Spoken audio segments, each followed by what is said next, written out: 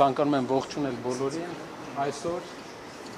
ջրամատակարարման ընկերությունը Վիոլա ջուրը հայտարարեց, որ մայիսից սկսած մինչև սեպտեմբերի 15-ը Երևանի մեծ մասը օրական 7 ժամ ջուր չի ունենա։ Ինչպես գիտեք, մեր հիմնական նպատակը մարդկանց մասին, մարդկանց կյանքի վրա ազդող փոփոխություններ բերելն է եւ լավարկումներ անելն է։ Ինչու է սա կարևոր։ Ժամը 12-ից մինչև առավոտ ժամը 7-ը մեր երկրում, մեր երկրի մայրաքաղաքում 21-րդ դարում 100,000-ավոր բնակիչներ ջուր չեն ունենալու։ Ու սա մեր պետական ռազմավարության ընդհանրապես սխալ քաղաքականության հիմնական կիզակետն է, արդյունքն է։ Պետությունը ունի 3 հիմնական ենթակառուցվածքային ուղղություն։ Առաջինը ջուրն է, երկրորդը գազը, երրորդը էլեկտրականությունը։ Ջրով մենք հասել ենք նրան, որ Երևան քաղաքում 21-րդ դարում մի շիշ ջուրը օրական 7 ժամ անհասանելի է լինելու Երևանի 100,000-ավոր բնակիչների համար։ Ձերը բայց իսկ արդեն կտրել, հա, որ ձեր շիշի դատակ է բան։ Արդեն կտրած։ Ինչ վերաբերում է էլեկտրականությանը, վերջի 4 ամիսների ընթացքում անցած տարվա համեմատ Հայաստանում անջատումների քանակը բարձրացել է 40%-ով։ Մենք ունենք տոտալ կոլապս էներգետիկայի ոլորտում նույնպես 40%-ով աճ էլեկտրաէներգիայի անջատումների մեջ։ Ջրի մեջ ունենք անկում մատակարարման, էլեկտրաէներգիայի մեջ ունենք աճ անջատումների եւ մեր արտաքին քաղաքականության, սխալ քաղաքականության արդյունքում մենք վտանգում ենք նաեւ գազամատակարարումը մեր երկու հարևան երկրների հետ հարաբերությունները վատացնելու միջոցով։ Սա շատ կարևոր մարտահրավեր է մեզ համար, ջուրը անհրաժեշտություն է, ջուրը ճոխություն չէ։ Եվ մենք պետք է հարցը կարողանանք լուծել նորմալ կառավարման արդյունքում մեր երկրում սա պետք է հարց չլինի։ Բժշկական հաստատությունները պետք է 7 ժամ ջրից զրկված չլինեն։ Ճիշտ կառավարումը սրանից է սկսվում։ Այսօր մենք ուզում ենք ներկայացնենք այս խնդիրը մեր հանրությանը, ներկայացնենք, որ ինչպես ջրի ոլորտում, ինչպես էլեկտրաէներգիայի ոլորտում, այնպես էլ բոլոր ոլորտերում մենք ունենք տոտալ ուղղակի պարտված քաղաքականություն։ Հայաստանը, որ դուք հասկանաք, Հայաստանում ամեն քաղաքացու բաժին է ընկնում տարեկան 3200 կուբամետր ջուր, որը աշխարհի նորմայից 2 անգամ ավել է։ Ամբողջ աշխարհում 1800 կուբամետր է միջինը։ Մեր ջրի կորուստը մեր երկրում 65% է կազմում։ Այսինքն ընդհանուր 100% մատակարարված ջրից քաղաքացուն հասնում է 35%-ը միայն։ Որպեսզի դուք համեմատեք էլեկտրաէներգիայի մեջ Հայաստանի էլեկտրական ցանցերի կորուստը մենք իջեցրել ենք 6%-ի։ Ջրի մեջ 65% կորուստ ունի համակարգը։ Սա ոչ էֆեկտիվ կառավարման արդյունք է եւ պետական քաղաքականության բացակայության արդյունք է։ Ամենամեծ, ամենաջրառատ երկրներից մեկը տարածաշրջանի չի կարող բախվել այս խնդրի հետ։ Ջուր կա, կառավարում չկա մեր երկրում։ Պարոն Կարապետյան, քաղաքացիները անխնայողաբար չեն օգտագործում ջուրը։ Օրինակ, գյուղերում ես տեսել եմ, որ գիշերային ժամերին եւ ջուրը եղել է, այսպես իրենց այգիներն են բաստողում, ոռոգում են եւ այլն։ Մինչդեռ ոռոգման ջուր կա, չէ՞, տրամադրվում, այսինքն խմելու ջրով ոռոգում են նաեւ այդ իրենց այգիները։ Դուք պատկերացրեք 5 միլիարդ կուբամետր Հայաստանը ջրի պաշար ունի, ամեն տարի վերականգնվող։ Մենք ընդհանրապես օգտագործում ենք 170 միլիոն կուբամետր։ Չի կարող Հայաստանում ջրի խնդիր լինել։ Անկամ այն բանը, որը Հայաստանում շատ տարածված ու որը Հայաստանում որևէ խնդիր իրենից չի ներկայացնում, անկամ այդտեղ մենք ունեցանք կոլապս մեր երկրում։ Պարոն Կարապետյան, Կորուստների նվազեցում, ինչպես եղել է ժամանակին էներգետիկայի մեջ, ժամանակին 20-30% կորուստներ է եղել։ Իջել է 6%-ի։ կորուստների նվազեցման քաղաքականությունը պետք է լինի էներգետիկայի գծով փոխնախարար, պետք է լինի էներգետիկայի գծով նախարար ընդհանրապես, պետք է լինեն պատասխանատուներ, ովքեր աշխատում են ջրային կորուստների նվազեցման ուղղությամբ։ Ինչպես կարելի է 65% կորուստ ունենալ ու մարդկանց ասել ջուր մի սպառեք։ Պարոն Կարապետյան, այս թեմայով ավելի մեղմ եք նորաջերի, քան օրինակ քեցին են դեպքում, երբ որ դու տեքստը եզակի օպերատորները ինչով ասապայմաններ։ Սա ընդհանրապես կառավարության քաղաքականության ձախողման վառ օրինակ է։ Յուրաքանչյուր վայր, յուրաքանչյուր տեղ, որտեղ ուզում եք ձեր մատը դրեք, կա ձախողում։ Ինչպես կարելի է 7 ժամ։ Իսկ կորուստները հիմնականում ինչի՞ց են, այսինքն ինչի հետևանքով են ջրային։ Համակարգային մի քանի բան, համակարգային ներդրումների բացակայություն։ Մենք մեծ ներդրումներ ենք արել, որ իջնենք էներգետիկայի մեջ 6% կորուստի։ Համակարգային ներդրումների բացակայություն, ճիշտ կառավարման, պետության մոտեցման, խիստ մոտեցման, այն մոտեցումը, ինչ որ էներգետիկայում է եղել, էներգետիկայում պետության մոտեցման տարբերությունը ճիշտը որ ասեմ, ավելի շատ կառավարման մոտեցման տարբերությունը շատ մեծ, եւ մենք տեսել ենք այն արդյունքը։ Երբ մենք ասում ենք, որ կորուստը ցանցերում 6% էր, մարդիկ մտածում են դա այդպես էլ պետք է լիներ։ Բայց մենք հիմա ջրի մեջ տեսնում ենք, թե ինչ է կատարում։ Ներդրումային ճիշտ քաղաքականություն, որպեսզի հասկանանք Երևանի ամբողջ կենտրոնը սնուցվում է տասնամյակներ առաջ կառուցված ու շատ վատ վիճակում գտնվող կուկուրուզնիկի կողքը գտնվող ջրամբարներից, որոնք տասնամյակներ շարունակ չեն վերականգնվել, վերակառուցվել։ Նաև ոտի ուրել եմ մտածում, որ Գառնուղը հարևան բարեկամ երկրներին են տալիս, այլ կարծիքս հրավերում։ Ես չունեմ այդպես ինֆորմացիա, գիտեմ, որ 2024 թվականի դեկտեմբերին համաձայնություն է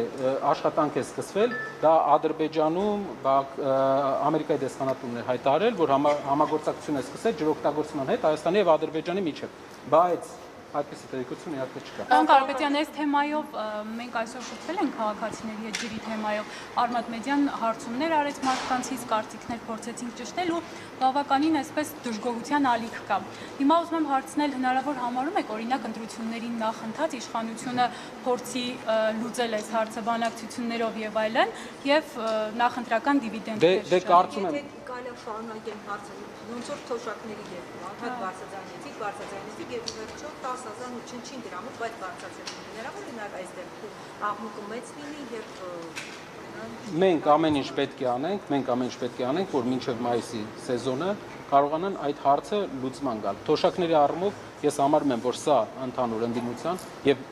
իշխանության կողմից վտանգի զգացողության արդյունքն էր, որովհետեւ որpիսի դուք պարզ հասկանաք, պետական բյուջեում չկար դրված թոշակը բարձրացնելու ծրագիր։ Պետական բյուջեն ընդունվել է 2 ամիս առաջվա ծրագրով, մենք չունենք թոշակը բարձրացնելու, պետությունը չուներ։ Եվ մենք սա համարում ենք հաղթանակ, մենք ուրախ ենք այս փաստի համար, որ վերջապես այսքան տարիներ հետո թոշակի այսպիսի բարձրացում եղավ։ Բայց դա նախընտրական դիվիդենդներ չեն։ Կաշատ չէր։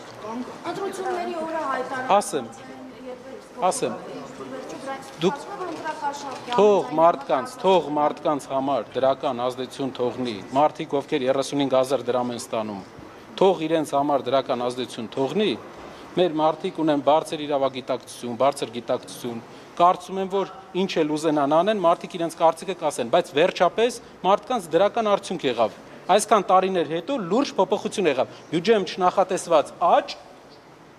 ճնշման արդյունքում, վտանգ զգալու արդյունքում իրենք նախատեսեցին եւ թոշակները բարձրացրեցին։ Սա չէ հաղթանակը։ Դուք նշում եք, որ 8 տարի մատին չէին տալիս թոշակ բարձրացնել համար, բայց չէ կարծում որ ձեր այս հայտարարությունի մանիպուլյացիային առումով, որ 2018 թվականին թոշակը նվազագույն եղել է 16,000, կարծեմ 600 թե 900 դրամ, բայց այս տարիների ընթացքում հասել է մինչև 36,000։ 21 թվականին իրենք հայտարարել են, որ միջին թոշակը պետք է լինի 60,000-ից ավել։ 21 թվականից հետո 5 տարվա ընթացքում միլիարդավոր դոլարներ ռուս-ուկրաինական պատերազմի արդյունքում Հայաստանի բյուջե մտնելուց հետո 49,000 դրամը չի անցել։ Իրենց խոսք տված թվերը չեն կատարել իրենք։ Ու մինչև վերջի այս process-ներն էլ, մինչև մեր process-ների մեջ ներգրավելն է, ոչ մի կանխատեսում չկար, որ իրենք պետք է վերանայեն։ Բյուջեում դրված չէր դա։ Սա ցույց է տվել, սա ցույց է տալիս տարի չեն բարձրացրել։ Մենք տեսնում ենք վերջի 3-4 տարին 21 թվականի վերջի 3-4 տարին մենք տեսնում ենք, որ նախանշած ցուցանիշի հետ համեմատած որևէ լուրջ տարբերություն չի եղել։ Իսկ ընտրություններից առաջ, անգամ եթե ընտրություններից առաջ է, այս աճը մենք ողջունում ենք, սա հաղթանակ է, սա ճիշտ քաղաքականություն է, լավ կլիներ, որ սա նաև հակառակ համեմատական ունենար պարբերավճարների հետ, պարբերավճարները վերանայվեին դեպի նվազում, իսկ թոշակներն վերանայվեն որպես դեպի ավելացում։ Սա մեր կողմից, մեր ընդդիմադիր նաև որոշ գործընկերների կողմից աշխատանքի արդյունք է, նաև վտանգի զգացողության արդյունք է։ Բայց չեք կարծում, որ անհավասար պայմանների Գիտեք, եթե այդ լծակները բերում են մեր ժողովրդի բարօրությանը, թող կիրառ գա։ Պարոն Կարապետյանը արգելեցին օրենքով բարի գործություն անել որոշ ժամանակ առաջ։ Իսկ հիմա իրանք կարծես թե այսպես դիտարկումա թոշակներն են բարձրացնում եւ մարդիկ քաղաքացիները փոխագետները այսպես կարծիք են հայտնում, որ սա օրենքով ընդունված ընտրակաշարքի ձև է, լեգիտիմ ընտրակաշարք է։ Կա բարձր գիտակցություն մեր հասարակության կողմից եւ դա չեմ կարծում, որ կունենա այնպիսի ազդեցություն, մարդիկ կհասկանան, որ մեր երկրին պետք է ակտիվ ուժեղ տնտեսություն, որպեսզի կարողանանք հետագայում էլ բարձրացնենք մեր տնտեսության կողմից սոցիալական ոլորտին տրվող ֆինանսավորումը։ Դրա համար պետք է ակտիվ տնտեսական քաղաքականություն։ Ընտրությունից ընտրություն բարձրացնելը դա լուծում չէ։ Էլ եմ ասում, անգամ այս բարձրացման արդյունքում, որի համար մենք շատ ուրախ ենք, մեր երկրում ամենանվազագույն զամբյուղին դեռ չի ասել միջին թոշակը։ Ձեր իշխանության գալու պարագայում նվազագույն կենսաթոշակը ինչքան է կոստանում։ Մեր քաղաքականությունը այսպիսին է։ Հայաստանում կա 500,000 թոշակառու եւ 500,000 մոտ թոշակառու, որից տարիքային եւ նաեւ հաշմանդամություն ունեցող եւ մոտապես 800,000 գրանցված աշխատող, որից 600,000-ը մասնավորում, 200,000-ը պետականում։ Որպեսզի մենք կարողանանք մեր քաղաքականությունը ինչու է կայանում, նոր աշխատատեղերի ստեղծման քաղաքականություն նպատակը ինչ է։ Եթե 200,000, 300,000, օրինակ 3 տարում 200,000, 5 տարում 300,000 աշխատատեղ ենք մենք ստեղծում ենք մեր երկրում, դա բերում է միլիարդավոր դրամների եկամտահարկի վճարում, որի արդյունքում մենք կարողանանք վերանայենք սոցիալական վճարները եւ մեր հասարակության նշանակալի մասի համար ապահովենք բազային մինիմալ զամբյուղի պահանջարկի իրականացում, այսինքն մարդը որ կարողանա իր թոշակով իր համար սնունդը, էլեկտրաէներգիայի վճարը, գազի վճարը կարողանա վճարել։ Պարոն Կարապետյան, եւ այդ բարեգործությունների հետ կապված հակակոռուպցիոն կոմիտեն ինչ-որ ուսումնասիրություններ եք հարց են տալիս ձեզ։ Հակակոռուպցիոն կոմիտեն ինչ-որ ուսումնասիրություններ է սկսել ուսանողների ուսման վարձերի հետ կապված, արդեն ինչ-որ անձինք հրավիրվել են կառույց, ինչ-որ տեղեկություններ ունեք գործընթացից։ Ոչ տաշի բարեգործականը տասնամյակներ բարեգործություններով է զբաղվում, կա հազարավոր շահառուներ, դա այնպես չէ որ մինչև մի պրոցեսից հետո մենք այդպիսի մտահոգություն ճիշտ որ ասեմ չունենք։ Ես ուղղակի նայում եմ որ այսօր ունենք միջոցառում ենք երիտասարդների հետ ու ներկայացնելու ենք մեր տնտեսական քաղաքականությունը երիտասարդներին, եթե դուք ժամանակ ունենաք եւ լուսաբանեք, մենք ուրախ կլինենք նաեւ հետաքրքիր կանցնի դրանից հետո երիտասարդների տեսլականը երիտասարդների այսօր կասեք անցումային փուլում ով է լինելու ուժեղ Հայաստանի վարչապետի թեկնածուն։ Անցումային փուլը նշեմ այն է որ պետք է սահմանադրությունում փոփոխություններ կատարեք։ Շատ լավ։ Երեք ազատության հարցազրույցը լսել եք։ Այլն եւ հարցպատասխանը չեմ ստացել։ Դուք ասում եք մի ձևակերպում, որ Հայաստանի սահմանադրությունը չկա։ 5 անգամ պատասխանվել է այդ հարցը։ Դուք ասում եք համակարգով, բան Կարապետյան, դուք ասում եք համակարգով, բայց դա հակասահմանադրական։ 4 անգամ եւս։ Շնորհակալություն։ Դուք ինչ եք ասում։ Հարգելի Նարեկ, բոլոր հարցերի պատասխանները հնչել են 3 ազատության եթերում Պարոն Կարապետյանի հարց ու պատասխանի ընթացքում լինելու է անցումային վարչապետ է պետք, չէ Հայաստան։ Սպասում են թույլ տանք ներս մտնեն, կարող եք դուռը բացել, շնորհակալություն։ Եկեք գնանք դիմավորենք Դուք եք երիտասարդներին։ լինելու բան Կարապետյան։